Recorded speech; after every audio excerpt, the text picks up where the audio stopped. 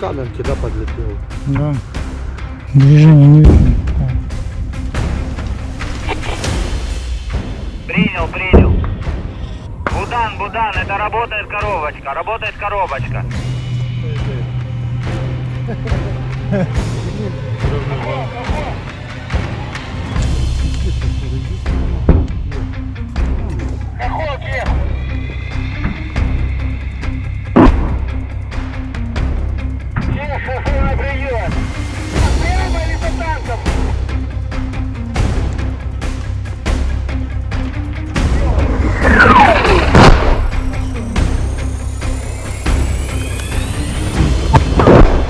Да, сюда.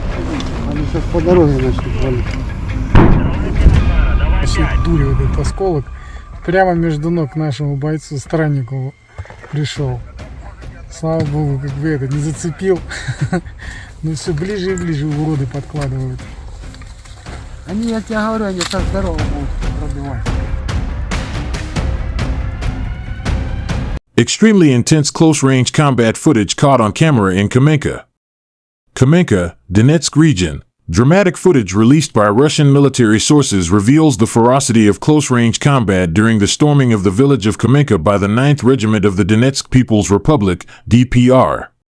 The footage, captured by aerial drones and tank-mounted cameras, shows an intense and coordinated Russian assault on entrenched Ukrainian forces defending the strategic settlement near the Avdiivka coke and chemical plant. Kamenka has long been a key Ukrainian stronghold positioned directly on the approach to Avdiivka's fortified industrial zone. Its capture represents a turning point in the ongoing battle for Avdiivka, clearing the way for Russian forces to advance further into Ukrainian defenses in the Donbass region. The fighting in and around the village was fierce, close quarters, and highly coordinated, with combined tank and infantry maneuvers supported by drones and battlefield surveillance. The operation began with the tanks moving forward and opening fire. The operation with the destruction of a Ukrainian objective control camera installed atop a water tower overlooking the area. The camera, believed to be providing real-time battlefield intelligence to Ukrainian commanders.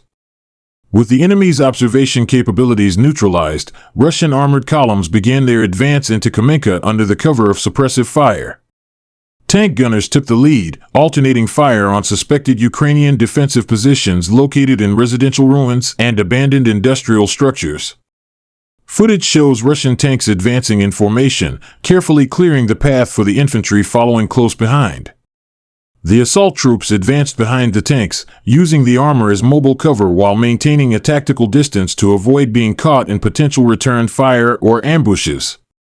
Drone footage captured from above documents dozens of Russian infantry troops staging behind buildings and tree lines as the tanks moved in to engage the Ukrainian defenders. The coordination between ground units and drone operators played a vital role in identifying enemy positions, adjusting fire missions, and guiding the assault troops during the final push.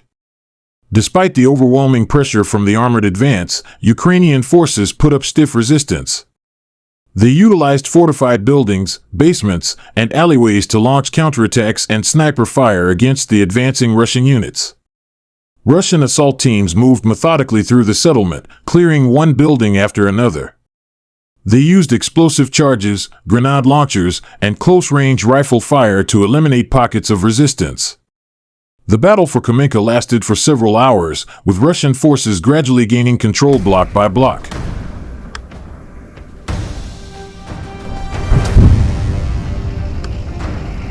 Батура, Пион и Агат на 488-ю. Пион. На приеме. 488. По готовности, как наведется, доложить.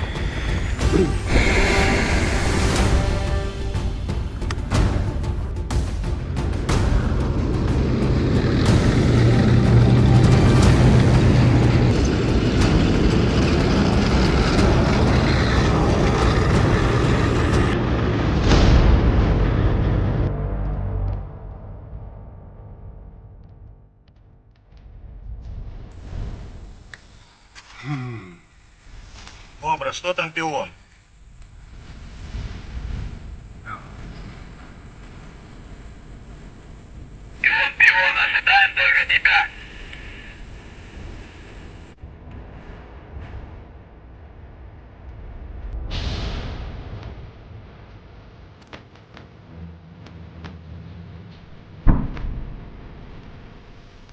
Дай копаться упадет. Блин, стена не будет нахуй.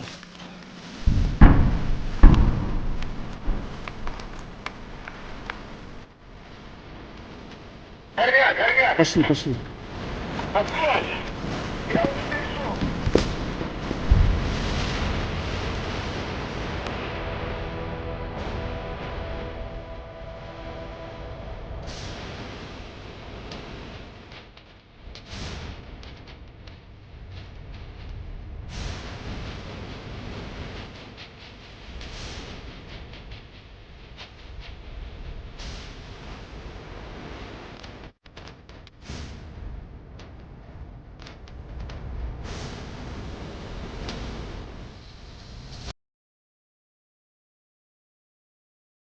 The armed forces of the Russian Federation carried out 6 group strikes with high-precision weapons and attack drones, as a result of which Ukrainian defense industry enterprises, fuel and energy infrastructure maintaining the AFU, air defense radars, arsenals, production workshops, depots, and launch sites of attack UAVs, as well as temporary deployment areas of Ukrainian formations, nationalists, and foreign mercenaries were hit.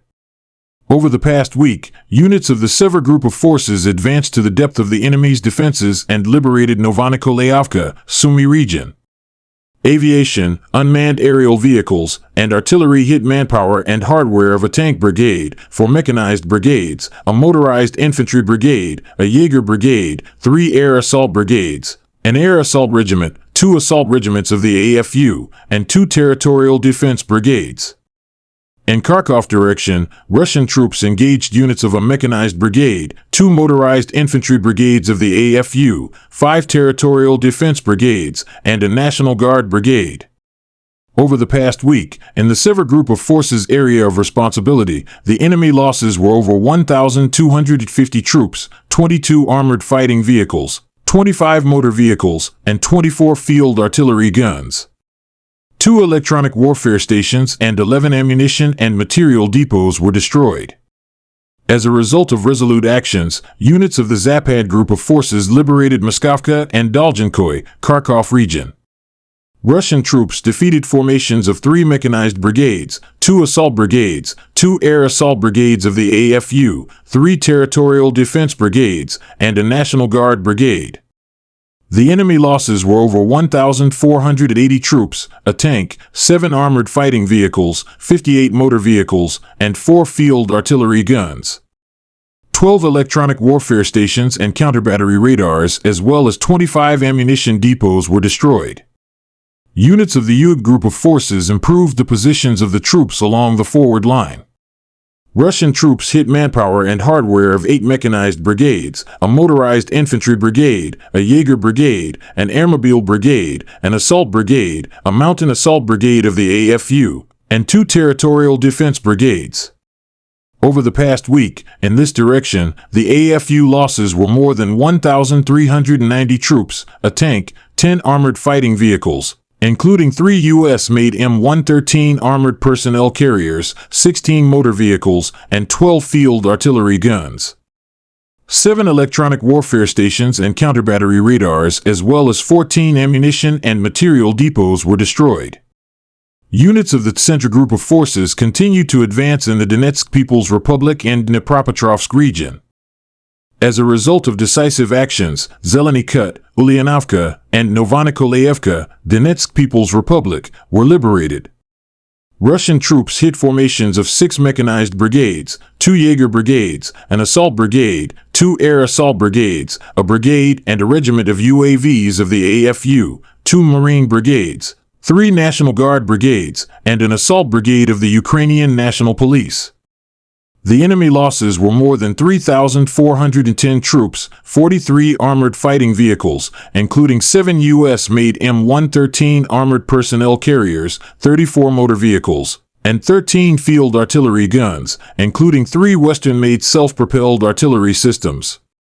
Over the past week, units of the Vostok Group of Forces advanced into the depth of the enemy's defenses. Russian troops hit manpower and hardware of 5 mechanized brigades, an air assault brigade of the AFU, a marine brigade, and 3 territorial defense brigades.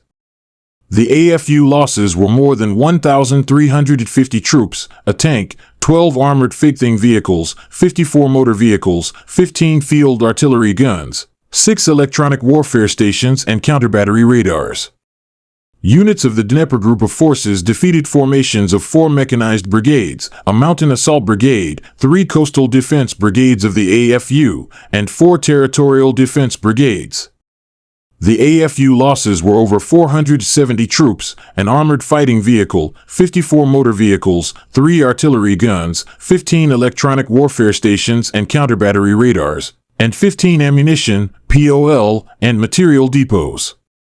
Over the past week, air defense systems shot down 29 U.S.-made JDAM-guided aerial bombs and 8 MLRS projectiles, as well as 1,190 fixed-wing unmanned aerial vehicles, 562 of them outside the Special Military Operation Zone. In total, since the beginning of the Special Military Operation, the enemy lost 663 aircraft, 283 helicopters, 64,585 unmanned aerial vehicles, 611 anti-aircraft missile systems, 23,982 tanks and other armored combat vehicles, 1,572 multiple rocket launchers, 26,413 field artillery and mortars, 36,058 units of special military vehicles,